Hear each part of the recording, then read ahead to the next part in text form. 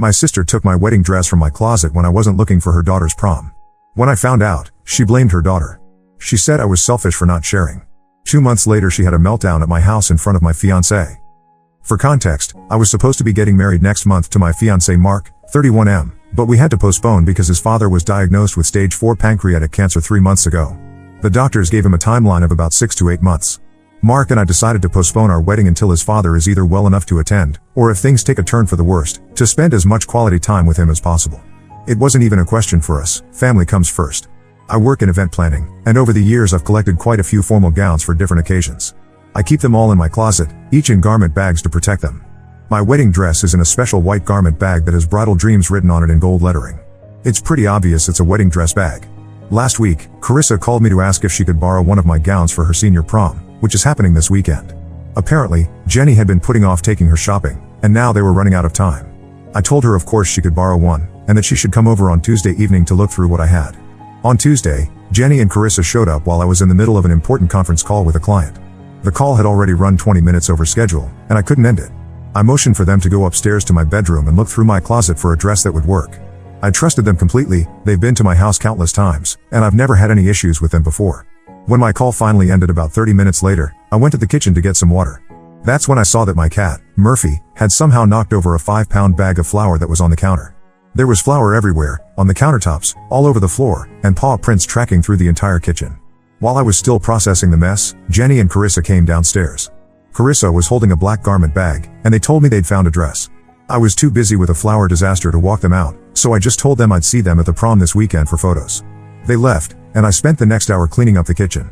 After finishing with the flour mess, I went upstairs to see which dress Carissa had chosen. I walked into my closet and immediately noticed something off about my wedding dress bag.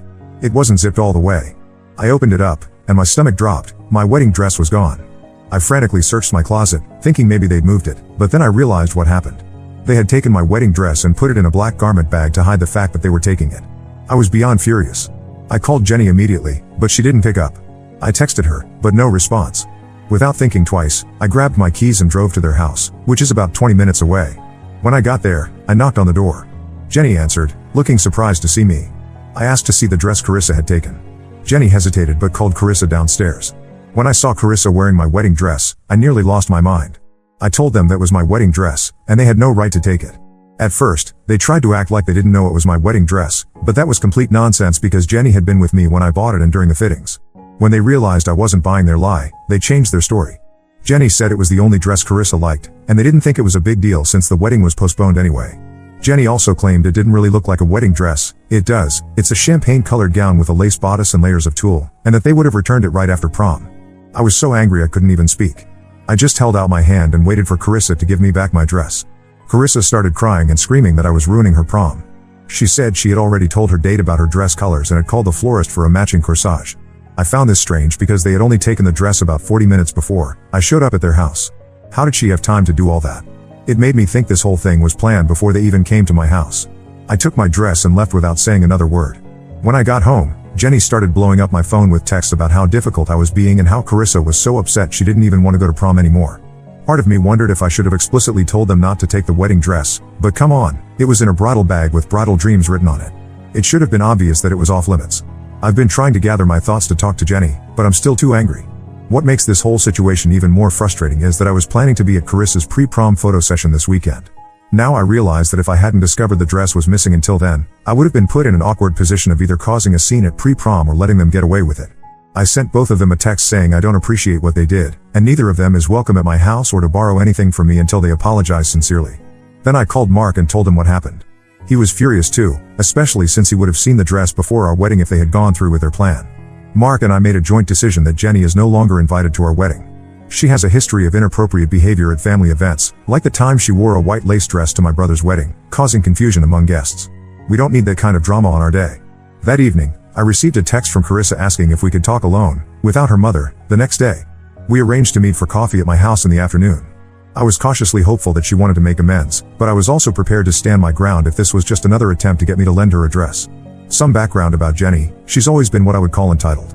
She got pregnant with Carissa after a one-night stand when she was 24, and the father wasn't in the picture. She raised Carissa as a single mom, going through a series of boyfriends who never stuck around long-term. Jenny has told me before that she feels Carissa robbed her of her youth, which is a terrible thing to say about your child. Jenny seems to think the world owes her something because she's had a difficult life. I do respect the challenge of raising a child alone, it's not easy. But over the years, she's become increasingly resentful towards anyone who appears to have an easier life than her, including me. As for Carissa, I've always tried to be there for her. We spend time together, and I try to be someone she can talk to. She's usually quiet and polite around me, which is why her outburst about the dress shocked me so much. I decided not to reach out to her first because I felt she needed to learn that actions have consequences, and I wasn't going to coddle her. But I was willing to listen when she reached out to me. Was I wrong to take back my wedding dress? Should I have handled this differently? Update 1. It's been 3 days since the dress incident. Carissa came over to my house as planned, and what I learned changed how I view the situation. Carissa arrived around 1 p.m., dropped off by a friend. She looked terrible, her eyes were puffy and red from crying. At first, I was wary, thinking this might be an act to get me to loan her another dress. As a precaution, I had locked my bedroom door and the closet where my wedding dress was now safely stored. Before we even sat down, Carissa started apologizing. She admitted she was wrong for throwing a tantrum and said she shouldn't have reacted that way. I still had my suspicions that this might be a ploy to borrow another dress, but I invited her to sit at the dining table so we could talk. What Carissa told me next was eye-opening. Apparently, Jenny had been putting off prom dress shopping for weeks. First, she told Carissa there was no point in getting a dress if she didn't have a date. Carissa explained that her date, a boy from school, had waited until the last week to officially ask her, even though they had mutually agreed to go together months ago. Jenny had created this rule that Carissa couldn't get a dress until she had an official date because there was no point in going to prom single. Once the boy officially asked, Jenny then claimed she was too busy to take Carissa dress shopping. That's when Jenny suggested they call me to borrow one of my gowns. Carissa was upset about not being allowed to go shopping for her own dress, even with friends, but she agreed to the plan to avoid a fight with her mother. This already painted a different picture than what I had initially assumed. When they came to my house while I was on that client call, Carissa said she was trying on dresses while Jenny was pulling gowns from my closet. The logistics of my bedroom setup are important here. My gowns are stored in the closet, but the full-length mirror is in the bedroom by the window. Carissa was busy trying on dresses and evaluating them in the mirror while Jenny was digging through my closet. According to Carissa, Jenny came out with my wedding dress and presented it to her. Carissa claimed she didn't immediately recognize it as my wedding dress. Now, this part is believable because my dress isn't a traditional white gown. It's a champagne-colored dress with a lace top and layers of tulle in bronze and gold tones. From a distance, it might not scream wedding dress to someone who's never seen it before. Carissa admitted she had a small doubt in her mind that it might be a wedding dress, but she said she never thought her mother would pull out my wedding dress for her to try on. She also saw the white bridal bag tucked away in the closet and assumed that was where my actual wedding dress was stored, not realizing they had removed it from that bag. They packed the dress in one of the black garment bags that had been discarded in my closet. Then, on the way back to their house, Jenny insisted that Carissa call the florist immediately to order a corsage that would match the dress. Jenny's excuse was that florists are busy during prom season, and they needed to get the order in right away. This confirmed my suspicion that Jenny had planned this whole thing. She manipulated the situation and used her daughter as a pawn. Carissa told me she only realized it was actually my wedding dress when I showed up at their house demanding it back. She was confused and upset, which led to her lashing out at me. She thought I was simply arguing with her mother about taking a dress that looked bridal, not that they had taken my specific wedding dress, since she believed the real one was still in the white bag. After I left with the dress, Carissa and Jenny had a huge argument.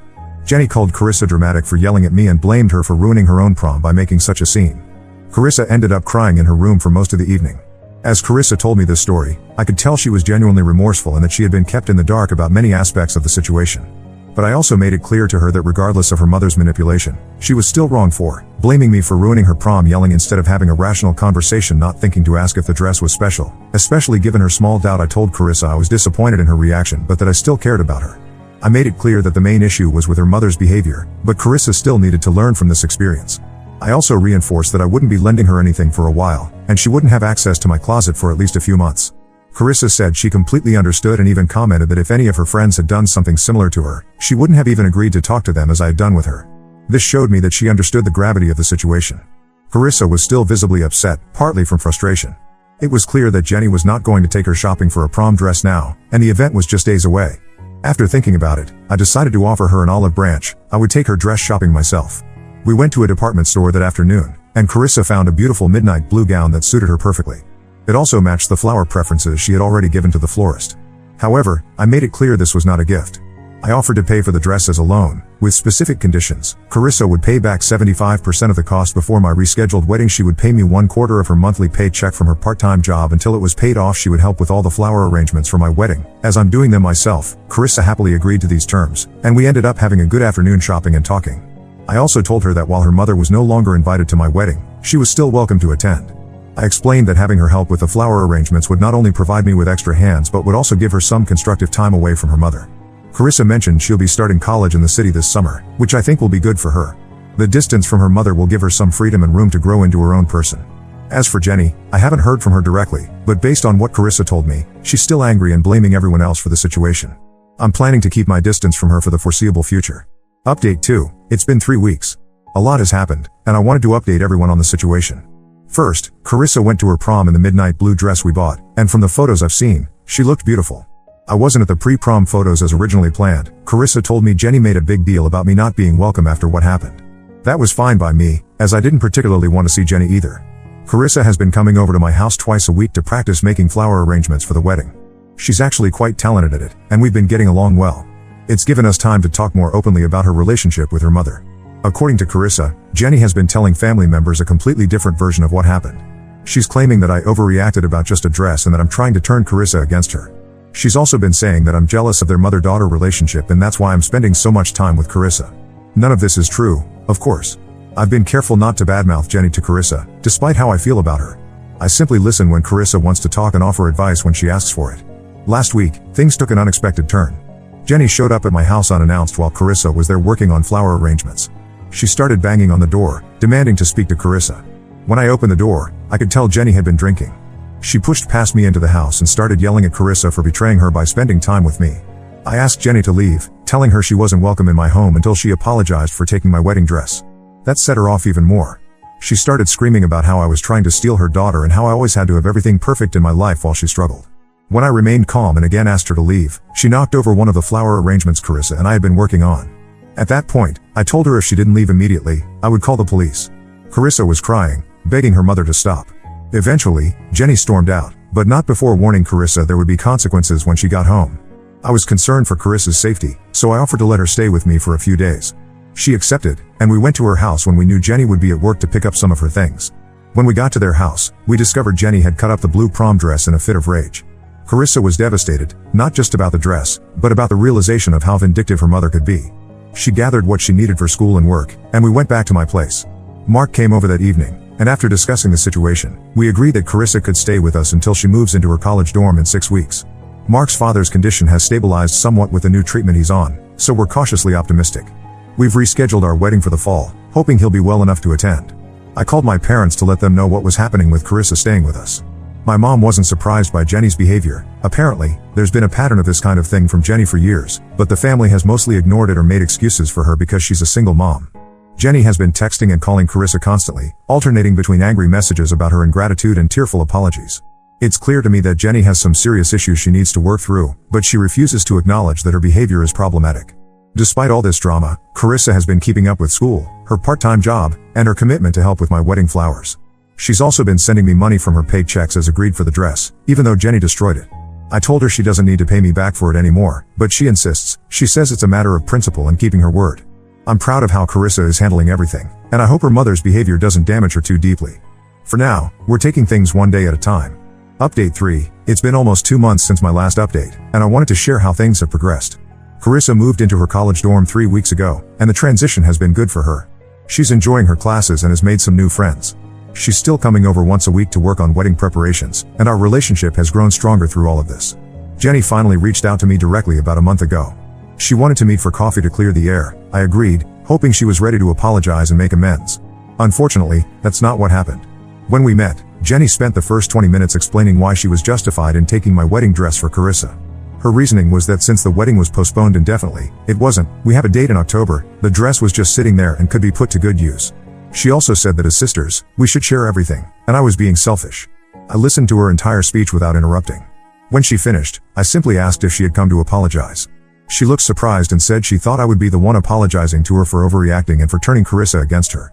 At that point, I realized there was no getting through to her. I told her I was disappointed that after all this time, she still couldn't acknowledge that taking my wedding dress without permission was wrong.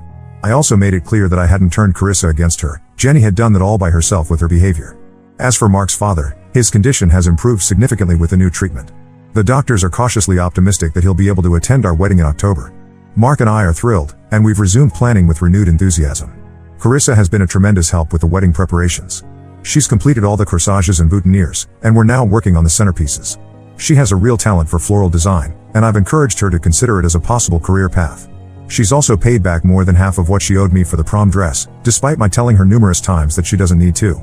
The rest of my family has had mixed reactions to everything that's happened. My parents support my decision to distance myself from Jenny, but they're still trying to maintain a relationship with her. My brother, who experienced Jenny's inappropriate behavior at his own wedding, is firmly on my side and has limited his contact with her as well.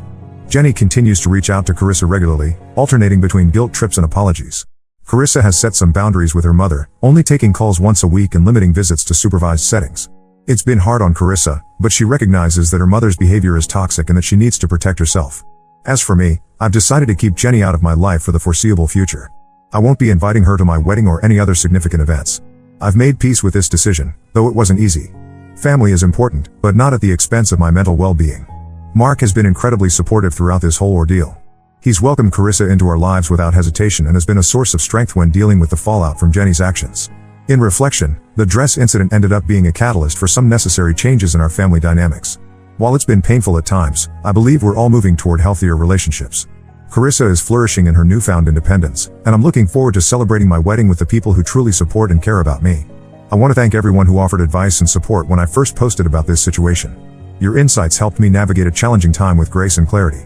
Sometimes it takes a crisis to reveal the truth about people and relationships, and while that can be difficult to accept, it ultimately leads to growth and healing.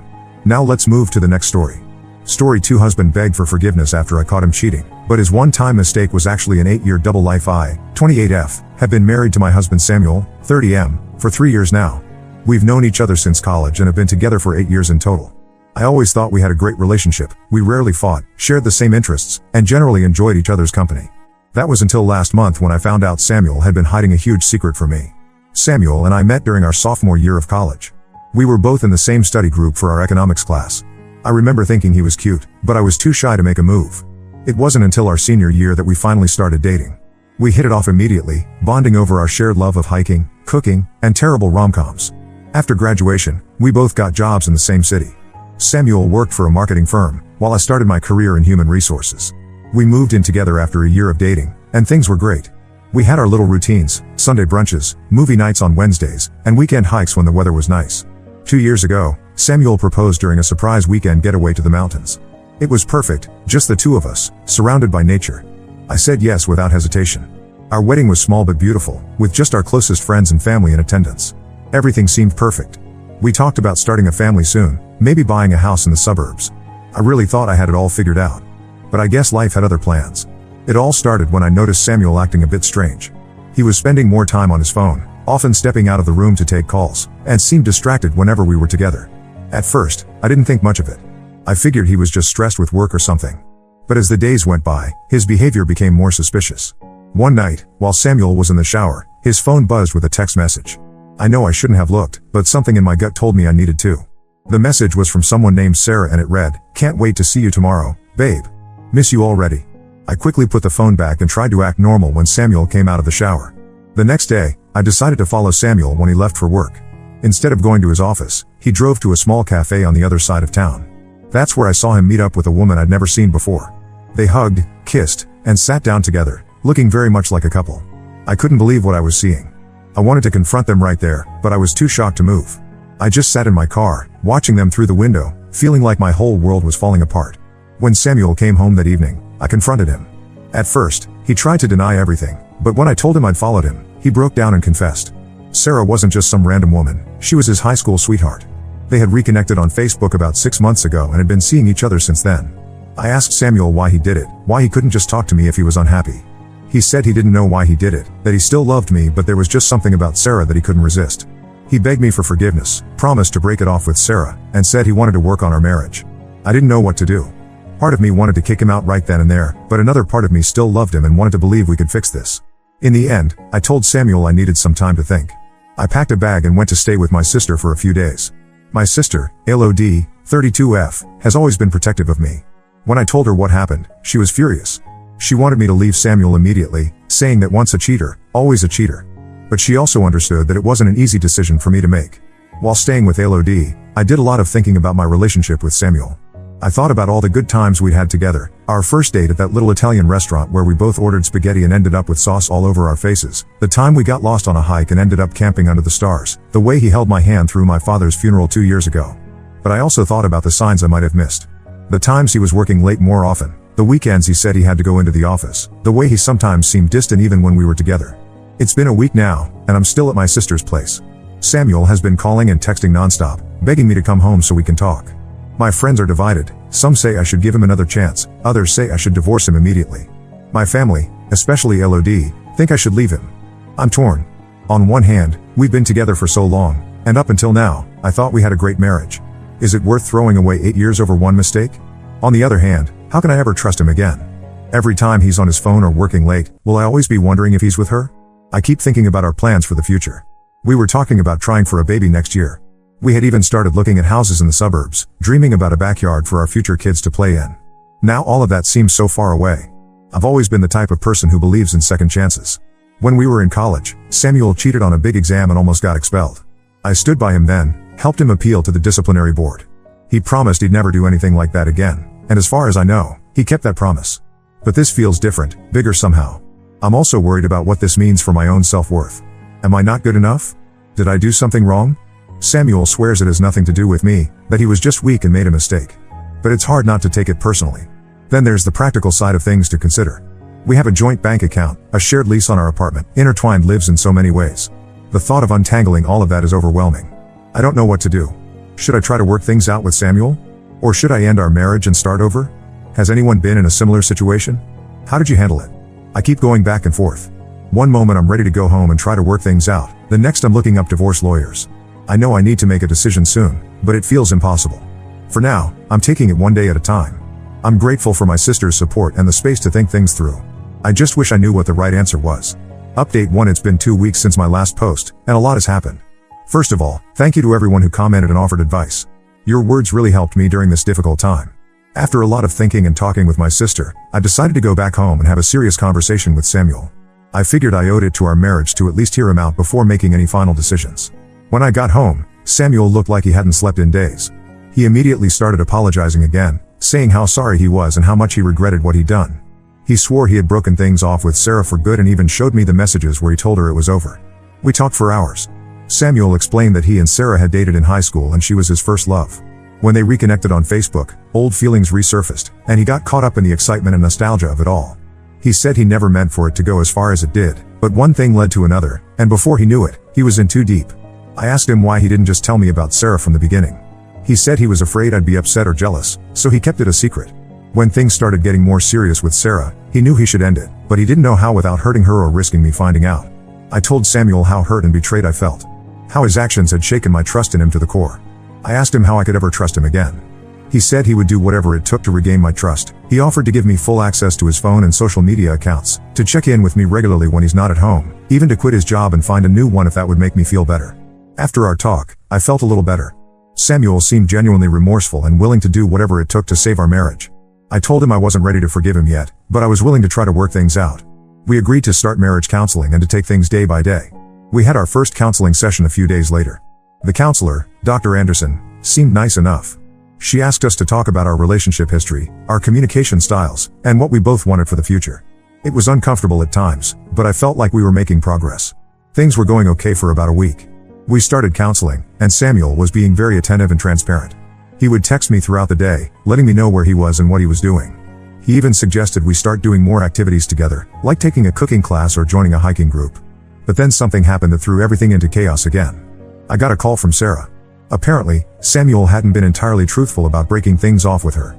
She told me that Samuel had indeed told her it was over, but then a few days later, he reached out to her again, saying he made a mistake and wanted to see her. They had met up just 2 days before I came home. I was furious. I confronted Samuel about this, and he broke down again. He admitted that he had reached out to Sarah one last time, claiming he needed closure. He swore nothing physical happened during that meeting, that they just talked, but he knew it was wrong and that's why he didn't tell me about it. Now I'm back at square one, feeling even more betrayed than before. Samuel is begging for another chance, saying the meeting with Sarah made him realize for sure that he wants to be with me. But I don't know if I can believe anything he says anymore. I'm staying with my sister again. Samuel keeps calling and texting, but I'm not ready to talk to him yet. LOD is furious. She wants me to file for divorce immediately, saying Samuel has proven he can't be trusted. My parents, who initially encouraged me to try to work things out, are now saying maybe LOD is right. I called Dr. Anderson and told her what happened. She suggested Samuel and I come in for an emergency session, but I'm not sure I'm ready for that yet. She did recommend that I start seeing a therapist on my own to help process everything that's happening. I've been thinking a lot about my own role in all of this. Did I somehow contribute to Samuel's decision to cheat? Were there signs I missed? I know logically that his choices are his own, but it's hard not to wonder. I'm also struggling with feelings of embarrassment. We live in a small town, and word travels fast. I'm dreading having to explain to people what's happening if we do end up getting divorced. I've been throwing myself into work as a distraction.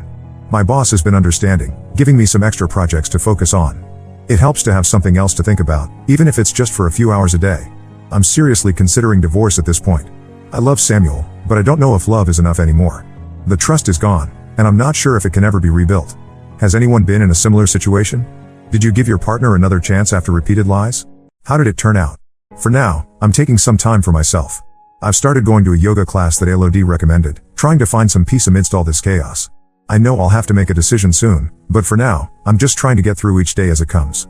Update 2: It's been a month since my last update, and things have taken an unexpected turn. I've spent this time living separately from Samuel, trying to figure out what I want to do. During this time, I've learned some things that have completely changed my perspective on the situation. First, I want to thank everyone who commented on my last post. Your advice and support have been invaluable during this difficult time. Many of you suggested I dig deeper into Samuel's story, and I'm glad I took that advice. About 2 weeks ago, I decided to reach out to Sarah myself. I know many of you advised against this, but I felt I needed to hear her side of the story. What she told me was shocking. According to Sarah, her relationship with Samuel wasn't just a recent thing that started 6 months ago. They had been in an on and off relationship for years, even before Samuel and I started dating. She told me that Samuel had always kept her as a backup, reaching out to her whenever things got tough in our relationship.